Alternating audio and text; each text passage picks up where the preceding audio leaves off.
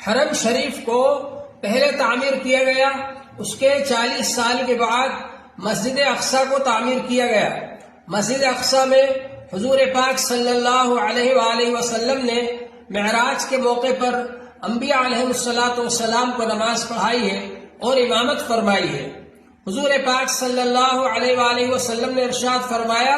مسجد حرام کی ایک نماز 1,00,000 نمازوں کے برابر ہے اجر و ثواب میں،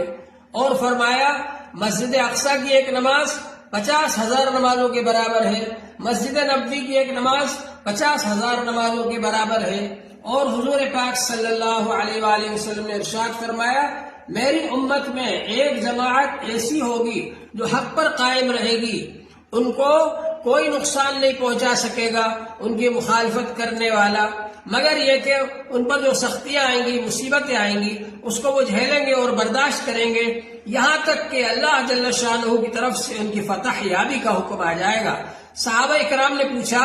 اللہ کے رسول صلی اللہ علیہ وآلہ وسلم وہ کہاں ہوں گے؟ آپ نے فرمایا بیت المقدس کے آس پاس ہوں گے۔